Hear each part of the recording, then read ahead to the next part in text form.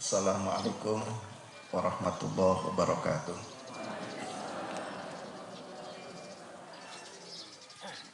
Innal hamdalillah nahmaduhu wa nasta'inuhu wa nastaghfiruh wa na'udzu billahi min shururi anfusina wa min sayyiati a'malina. May yahdihillahu fala mudhillalah wa may yudlilhu fala hadiyalah. Asyhadu an la ilaha illallah wahdahu la syarikalah wa asyhadu anna Muhammadan abduhu wa rasuluhu la nabiyya ba'dah. Allahumma salli wa sallim wa barik ala Muhammadin wa ala alihi wa sahbihi ajma'in, amma ba'du. Qala Allah ta'ala fil Qur'anil Karim, a'udzu billahi minasyaitonir rajim. Ya ayyuhalladzina amanu ittaqullaha haqqa tuqatih wa la tamutunna illa wa antum muslimun. Wa qala sallallahu alaihi wasallam, fa inna asdaqal hadits kitabullah wa inna afdalal huda huda Nabi sallallahu alaihi wasallam wa syarrul umuri muhdatsatuha wa kullu muhdatsatin bid'ah wa kullu bid'atin dhalalah wa kullu dhalalatin finnar. Bapak Ketua Pimpinan Cabang Muhammadiyah Wonogiri yang saya hormati, Bapak Lurah dan segenap jamaah, Bapak Ibu, hadirin sekalian yang saya hormati. Saya izin buka masker apa nih? Agak berjauhan. Jemaah sekalian yang rahmatullah SWT, saya akan menjelaskan 3 hal, 3 pondasi bagaimana kita berjuang bersama, bangkit bersama dengan 3 kekuatan ini atau 3 landasan ini. Yang pertama, perjuangan ini harus didasarkan kepada Al-Quran dan hadis. Ini prinsip, ini menjadi pokok. Seluruh gerak hidup kita itu orientasinya harus Al-Quran dan hadis. Ini sesuai dengan manhajnya Tarjih Muhammadiyah. Jadi di Muhammadiyah ini Bapak Ibu, supaya kita juga semakin mantap bermuhammadiyah, sebenarnya pondasi kita beragama menurut Muhammadiyah itu sangat jelas, tegas, dan ya tepat, bisa dipertanggungjawabkan karena seluruh aktivitas kita itu harus dilandaskan kepada Al-Quran dan hadis. Kalau dalam bahasa manhajnya, beristidlal itu berdasarkan Al-Quran dan As-Sunnah Al-Maqbulah. Kalau Al-Qurannya jelas, lalu Al-Qurannya ditambah dengan As-Sunnah. As-Sunnah itu bahasa yang lebih mudah adalah hadis. Tapi sunnahnya yang al-maqbulah. Maqbulah itu artinya yang diterima. Kalau belajar ilmu hadis, hadis itu kan ada hadis yang sahih, ada yang hasan, ada yang dhaif, dhaif itu lemah, ada yang maudhu, maudhu itu palsu. Nah, kalau bermuhammadiyah kita harus hati-hati. Betul-betul yakin ini betul enggak dari Nabi. Maka hadisnya yang dipakai adalah yang maqbulah. Maqbulah itu yang bagaimana? Yang kategorinya sahih dan hasan. Tapi kalau ada hadisnya dhaif, nah kita tinggalkan dulu. Apalagi kalau hadisnya jelas maudhu, palsu, wah itu harus ditinggalkan, jauhi. Kita tidak boleh beramal dengan hadis-hadis yang palsu. Nanti repot kita pertanggungjawaban di hadapan Allah, karena beragama itu akan dipertanggungjawabkan supaya benar dan lurus. Nah, ikuti sumbernya dari mana? Dari Nabi. Itu disebut dengan hadis. Ini prinsip bermuhammadiyah itu ada dalam manhaj tarjih. Jadi seluruhnya harus berdasarkan Quran dan As-Sunnah Al-Maqbulah. Ini contoh. Ibu-ibu pernah punya anak, waktu melahirkan masih ingat Bu, diadankan baten? Diadankan gitu, diadankan, diikomatkan gitu. Nah, mungkin untuk generasi muda, yang generasi ibu-ibu muda, kalau dalam pandangan Tarjih Muhammadiyah, pertanyaannya begini, apakah bayi yang dilahirkan itu harus diadankan? Mungkin gitu. Ternyata Bu, kalau diteliti hadis-hadisnya, hadis tentang mengadankan bayi dan mengikomahkan bayi, itu hadisnya itu dhaif. Dhaif itu lemah. Bahkan ada riwayat tentang mengadankan dan mengiqamatkan bayi itu hadisnya maudhu, palsu. Jadi yang palsu juga ada. Jadi barang siapa yang mengadamkan pada telinga kanan dan mengikmatkan pada telinga kiri, maka lam tadurru musibyan, dia tidak akan digoda oleh setan. Itu hadisnya. Ternyata hadis itu hadis yang palsu.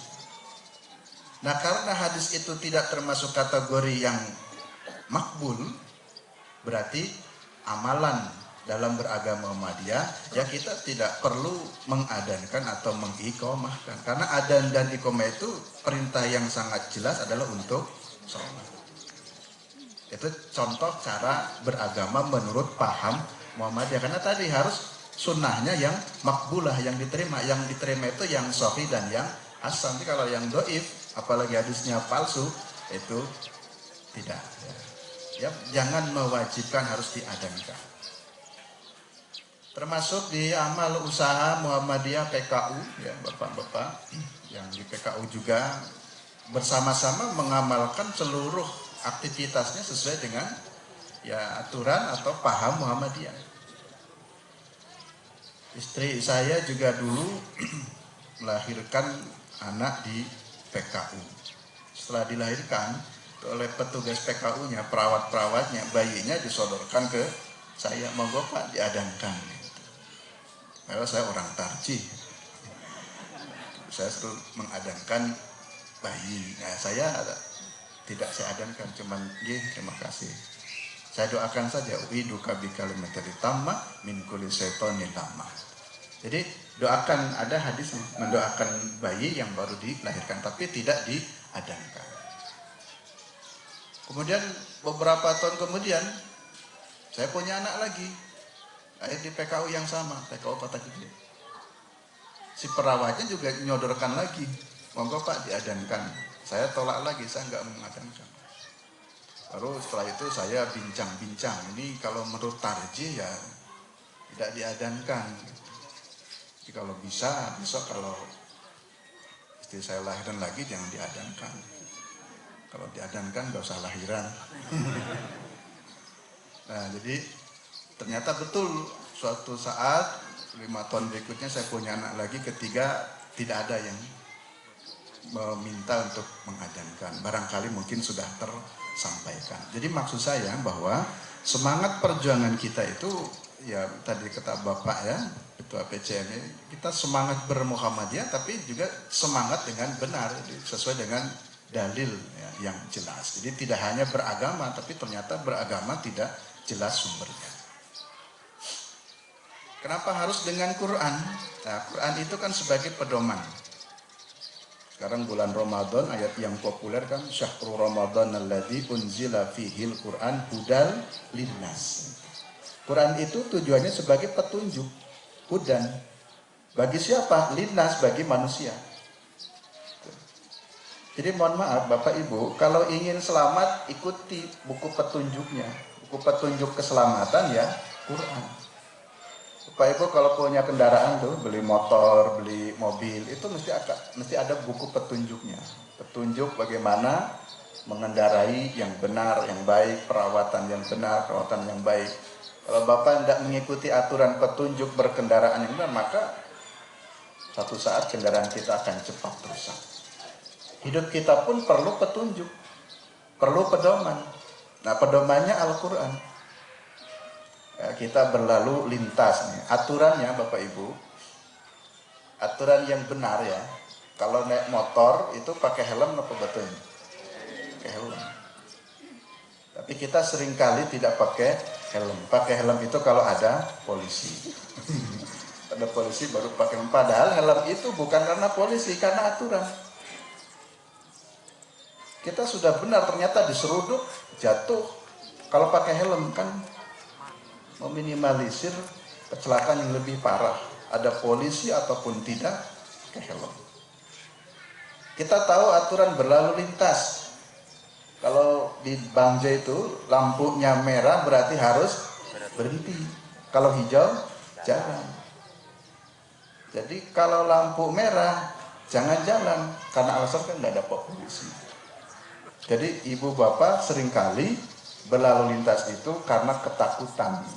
Takut ada polisi berhenti. Kalau nggak ada polisi, bablas. Walaupun tahu itu kode untuk berhenti. Sesungguhnya itu keselamatan, itu pedomannya begitu. Maka Quran pun juga demikian. Ya. Haram kata Quran, tinggalkan. Halal kata Quran, makan, lakukan. Gitu. Itu ikuti aturan Quran karena Quran itu sebagai pedoman hidup. Hudal linas. Ada lagi hudal lil muttaqin. Khusus untuk orang bertakwa. Secara umum hudal linas, petunjuk bagi semua manusia. Jadi manusia yang ingin selamat itu harusnya berpedomannya kepada Al-Quran. Nah, bapak-bapak, ibu-ibu, jemaah sekalian yang dirahmati Allah Subhanahu wa taala. Kewajiban kita terhadap Quran itu yang pertama, kita itu wajib mengimani. Ya, jadi Quran itu wajib diimani. Diimani secara keseluruhan. Semua surat-suratnya, semua ayat, bahkan setiap huruf. Tidak boleh ada ayat yang kita sukai kita imani, dan ada ayat yang tidak kita sukai kita benci, itu tidak boleh. Tapi harus totalitas, seluruh Quran wajib diimani, ayatnya hingga hurufnya. Berapa minggu yang lalu yang baru viral pernyataan pendeta Saifuddin Ibrahim. Mungkin Bapak Ibu tahu pendeta Saifuddin Ibrahim, Bu? Betul? Tak kenal Pak ya? Itu ada seorang pendeta bernama Saifuddin Ibrahim. Ini namanya Muslim karena memang dia dulu Islam, mantan Islam. Mendingan mantan Islam, mendingan mantan Kristen ya.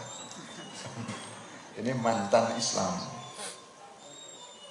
Ini baru viral beberapa minggu yang lalu, dia mengusulkan di dalam Quran itu berisi ajaran-ajaran yang radikal sehingga harus dihapus 300 ayat itu berkaitan radikal. Dia mengusulkan dihapus ke Kementerian Agama.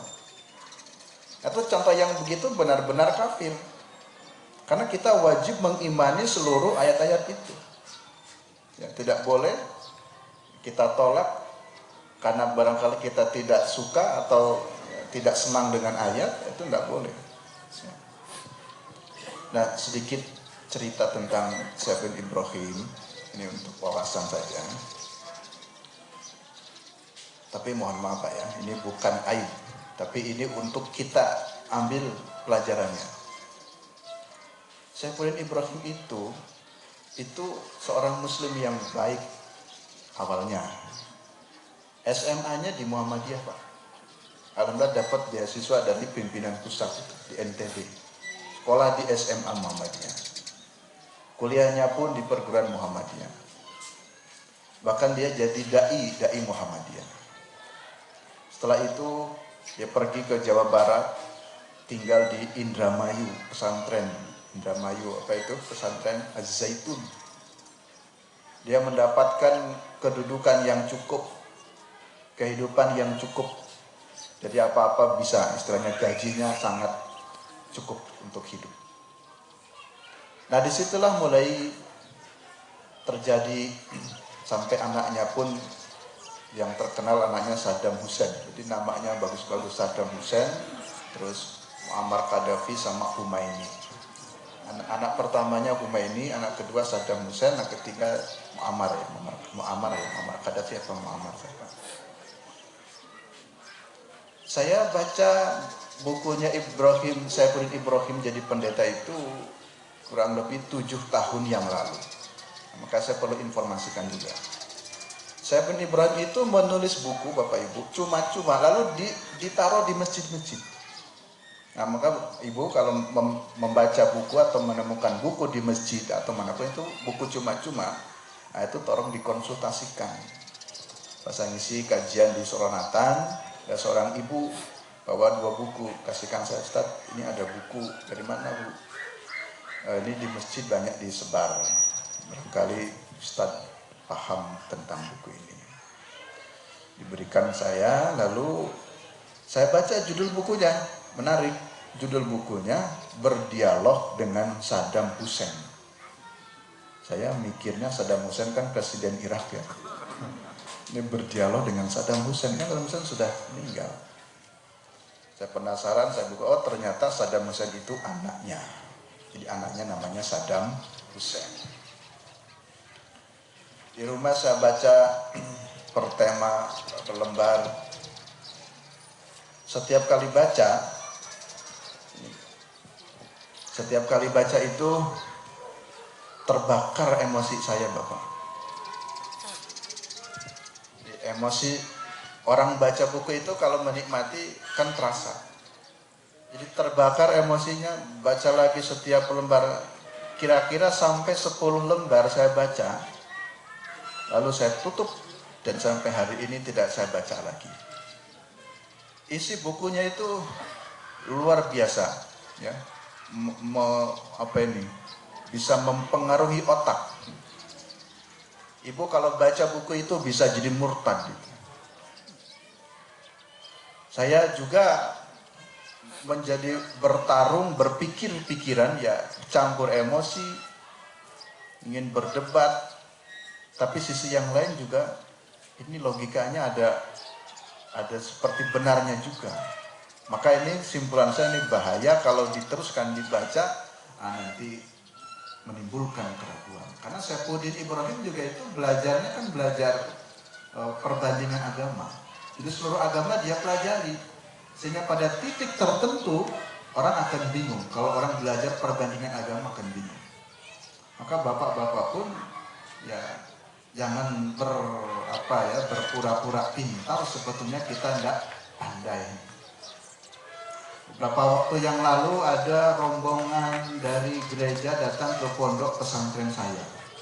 Rombongan ini 2 mobil, Pak. Dan mereka terang-terangan datang ke pesantren, itu pendetanya pada berjenggot. Yang berjenggot ada 3 orang. Saya kira dari Kementerian Agama, pakai peci hitam, jenggotan. Dan waktu itu mikirnya ini dari Kementerian Agama, karena memang saya juga ada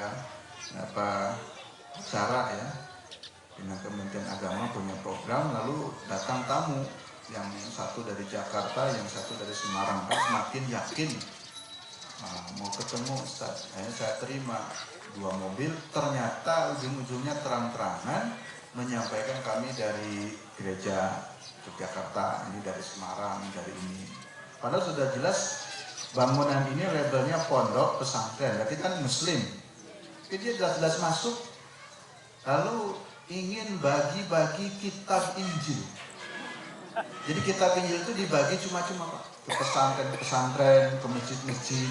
Nah, maka pesantren masjid-masjid ini di lingkungan KCN kita dan dimanapun, kalau ada bagi-bagi kitab Injil, nggak usah ya.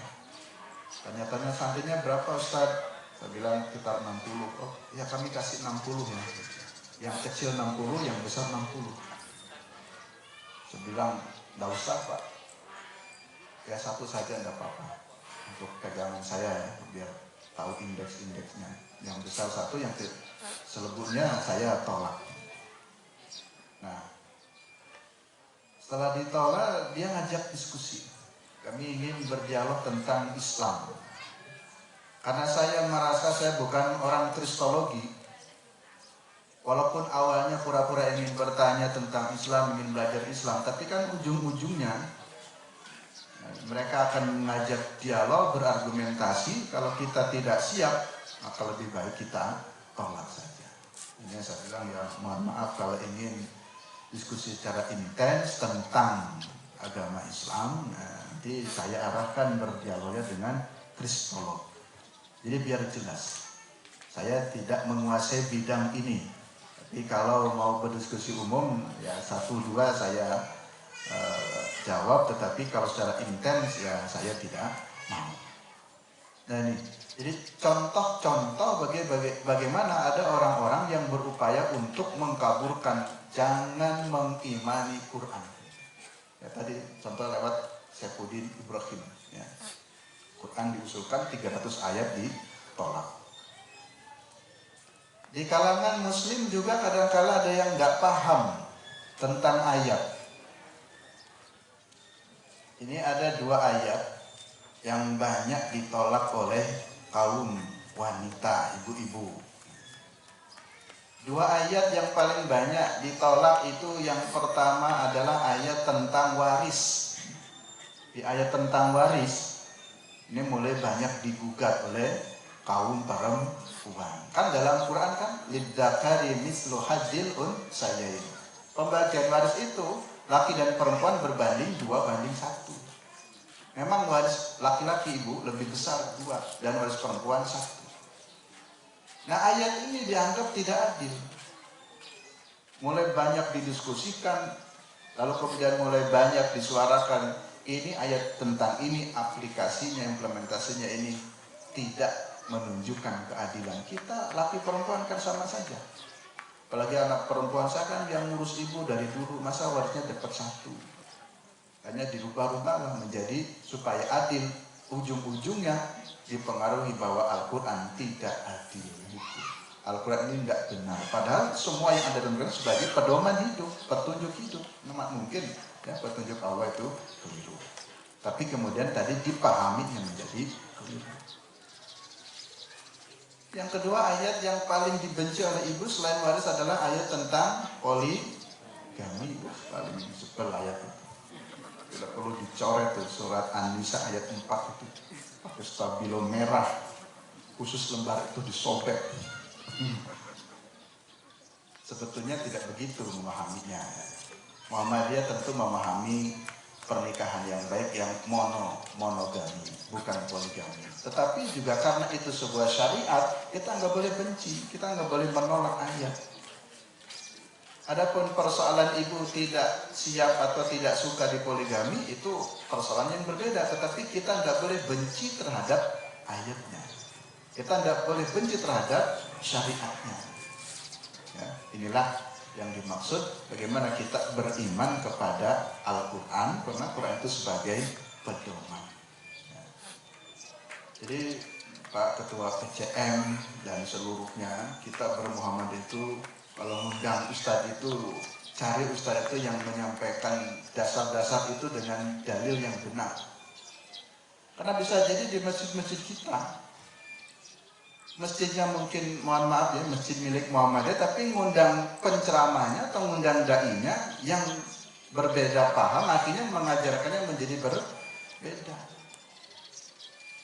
Di masjid saya pun di Kota Gede jelas tuh Muhammadiyah dan masyarakat Muhammadiyah, nadirnya kan wakafnya ke PCM itu pernah ada yang misinya itu mengajarkan sholat subuhnya kunut, lalu dianya juga mimpin imam kunut. Sebetulnya tidak ada persoalan mau kunut mau tidak. Tapi kan dalam putusan Muhammadiyah kita sholatnya tidak pakai kunut. Tapi kalau mengundang penceramahnya yang berpaham berbeda kan nanti jamaah jadi bingung. Jadi biar tidak bingung ya, tidak dipilihkan ya yang berbeda-beda. Karena insya Allah para asatid dari Muhammadiyah pun banyak. Bila perlu mantap ya itu dari ustadz-ustadz yang dari majelis tarjih, jadi biar jelas, biar tidak membingungkan ya. Nah baik, ini yang pertama yang jadi pondasi kita di dalam tadi berjuang ya, semangat bangkit itu semangatnya berdasarkan Quran dan hadis. Yang kedua, jam berapa ini? Jam 7. Yang kedua, basic ya, basis kebangkitan dan perjuangan itu adalah harus dari masjid. Jadi basicnya dari masjid. Dalam Al-Quran surat At-Taubah ayat 18 ya, kaitan masjid banyak ya. Ini diantaranya A'udzubillahi minasyaitonir rajim. Innama ya'muru masajidallah man amana billahi wal yawmil akhir wa aqamas salata wa ataz zakata wa lam yakhsha illallah. Artinya begini. Innama itu kan adatul hasr. Hanyalah orang-orang yang memakmurkan masjid itu adalah man amana billah, orang yang beriman kepada Allah, wal yaumil akhir, dan orang yang beriman pada hari akhir. Jadi harusnya yang memakmurkan masjid adalah orang-orang yang beriman, bukan orang kafir. Apalagi dewan pembinanya orang Kristen. Dewan pembina masjid ada yang Kristen. Maka mohon maaf, beberapa waktu yang lalu itu Dewan Pesantren ya, itu Dewan Pesantrennya orang Kristen itu yang punya MC siapa kan? Haritanu. Itu Haritanu itu ketua pembina pesantren. Masya Allah. Sesungguhnya yang berhak memakmurkan tempat-tempat ibadah, rumah-rumah Allah ya orang yang beriman. Ya, karena innama ya'muru masajidallah man amana billahi wal yawmil akhir. Maka menjadi kritik ya saya kepada kawan-kawan di Muhammadiyah. Muhammadiyah ini alhamdulillah Bapak Ibu, wakafnya sangat banyak Pak. Masjid-masjid Muhammadiyah cukup banyak. Tapi tanggung jawabnya adalah bagaimana memakmurkannya. Bagaimana kita makmurkan masjid-masjid kita itu.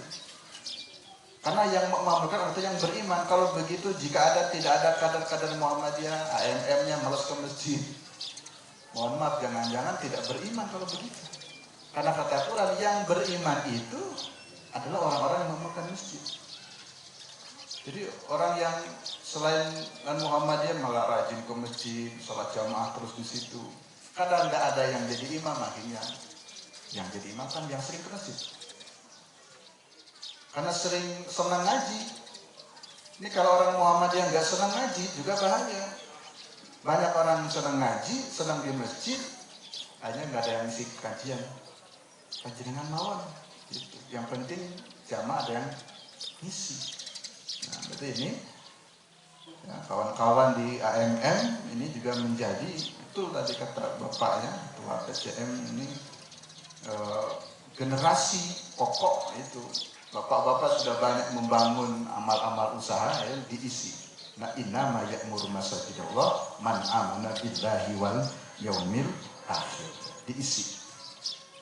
Contoh diisinya dengan apa? Nah, saya minta contoh. Ya, diisinya dengan sholat berjamaah. Mohon maaf, Bapak Ibu sekalian, saya ingin mengatakan sholat berjamaah itu adalah cirinya orang yang beriman. Ini mohon maaf ya, dohirnya. Kenapa? Karena Rasulullah selama hidupnya beliau selalu sholat jamaah di masjid. Kecuali sekarang ya karena ada kasus COVID. Kami dari Takjih kan mengatur. Tapi secara umum bahwa orang-orang yang beriman itu seyogianya ya sholat dengan berjamaah. Ya berjamaah di masjid. Karena berjamaah itu adalah sunnahnya Nabi, sunnahnya para sahabat, dan sunnahnya orang-orang yang soleh. Ibu, kalau ingin tahu suami ibu itu sudah soleh atau belum, lihat sholat jamaah. Nek suami kita sering sholat yang omah terus, Pak Buya ke masjid toh Pak. Itu mohon maaf berarti tingkat ketakwaannya perlu ditambah. Kan malu yang sering kita dengar ya, Abdullah Umi Maktum. Itu orang yang buta matanya. Kalau Bapak ketemu hari ini dengan Abdullah bin Maktum, orang yang buta tapi rajin ke masjid. Malu kita sama, mohon maaf ya, orang yang tunanetra saja rajin ke masjid. Kok Bapak yang melihat malas ke masjid? Bukan apa-apa, kebetulan Bapak Ibu melihat saya pakai tongkat. Saya juga berusaha, sholatnya harus berjamaah. Nah, sekarang Bapak ketemu saya, kalau saya saja punya semangat ingin sholat dengan berjamaah, apa Bapak yang bisa jalan kok masih malas-malasan sholat berjamaah? Jadi mari kita ya makmurkan masjid diantaranya dengan sholat berjamaah. Ya. Tanda kutip ini terlepas kondisi COVID ya, COVID tentu kita mengikuti aturan. Jadi berhati-hati, ya, tetap pakai prokes. Nah ada satu hadis, ini perlu dipertimbangkan dari sisi semangatnya ya. Hadis ini mengatakan begini. Hadis dari Mu'jam Ibn al-Arabi, hadis dari Anas bin Malik, katakan man sholat arba'ina yauman, siapa orang yang sholat arba'ina yauman 40 hari ini, kalau kita bisa sholat selama 40 hari fi jama'atin, sholatnya dengan jamaah. Ya. Kalau dengan jamaah ya di masjid ya, kecuali tadi ini COVID ini. La taqawatuhu takbiratul ula au qala yudriku takbiratul ula. Orang yang sholatnya dengan berjamaah selama 40 hari tidak tertinggal dari takbiratul ihram pertama. Jadi imam takbiratul ihram kita juga sudah siap takbir. Tidak masbuk, ketinggalan satu atau dua. Maka kata Nabi, kataballahu lahu bara'atani. Allah akan lepaskan dari dua bara'ah. Akan dilepaskan dari dua hal keburukan. Pertama, bara'atum minan nar. Akan dilepaskan dari neraka. Dan yang kedua, bara'atum minan nifaq. Akan dilepaskan dari sifat munafik. Jadi insya Allah orang yang rajin sholat berjamaahnya itu akan dilepaskan dari sifat nifaq munafik, dan yang kedua akan dilepaskan dari neraka. Saya tidak mengharuskan menghitung 40 harinya, tetapi saya meyakini hadis ini hadisnya mauquf ya dari Anas bin Malik. Kalau sanadnya sahih, tapi saya ingin mengambil sisi spiritnya. Perbuatan Pak, satu perbuatan, satu amal kebaikan yang diulang terus menerus, tidak berhenti, itu insya Allah akan menjadi sesuatu yang positif, akan nikmat. Apakah hari ini Bapak pernah menikmati sholat? Apakah hari ini Bapak pernah menikmati nikmatnya baca Quran? Itu Bapak akan terasa jika bisa melakukan itu berulang-ulang. Coba setiap hari baca Quran, setiap hari baca Quran, tidak terlepas dari baca Quran, itu akan terasa nikmatnya baca Quran. Dan akan merasa gelo, kecewa, aduh tidak sempat baca Quran. Orang yang suka sholat berjamaah pun begitu. Ya. Kita tidak ada yang tahu hakikat takwaan seseorang, tetapi ukuran-ukuran dohirnya, saya sering memotivasi para santri, ya itu minimal dengan sholat berjamaah. Lihat masjid saja. Jamaah Muhammadiyah yang banyak, lihat masjidnya. Berapa orang yang sholat jamaah? Mungkin sholat maghrib agak banyak. Tapi yang paling hebat lagi, lihat sholat subuhnya. Tapi kita tidak menuduh dan tidak boleh menunjuk kamu nggak beriman, kamu nggak bertakwa. Tapi orang yang sudah bisa sholat subuh berjamaah itu kan imannya sudah lebih tinggi. Apalagi yang bisa tahajud. Jadi sesungguhnya surga itu sudah terlihat dari perilaku kita. Ya. Tadi Bapak bercerita ya, Pak Ketua PCM almarhum Pak Sinter kan? Ibnu Ponijo. Masya Allah. Dohirnya insya Allah husnul khotimah. Walaupun hakikat kan kita tidak tahu. Jadi orang husnul khotimah itu bisa didesain sendiri, Pak. Kalau Bapak Ibu ingin meninggalnya dalam husnul khotimah, desain sejak sekarang. Jadi bukan cuma sekedar doa, ya Allah mudah-mudahan kami meninggal diwafatkan dalam husnul khotimah. Tapi tidak ada upaya. Upayanya bagaimana setiap hari berbuat kebaikan. Kalau orang setiap hari suka sholat, siapa tahu meninggalnya dalam keadaan sholat. Kalau orang itu kesehariannya senang baca Quran, siapa tahu pas meninggalnya dalam baca Quran. Orang senang ngaji, siapa tahu meninggal saat ngaji. Itu namanya mendesain husnul khotimah. Kalau orang malas ke masjid, malas baca Quran, nggak suka ngaji, ya itu mohon maaf kan kematian kan sewaktu-waktu. Senengannya nonton sinetron terus sudah simbah-simbah. Mohon maaf kalau meninggal saat lihat nonton sinetron,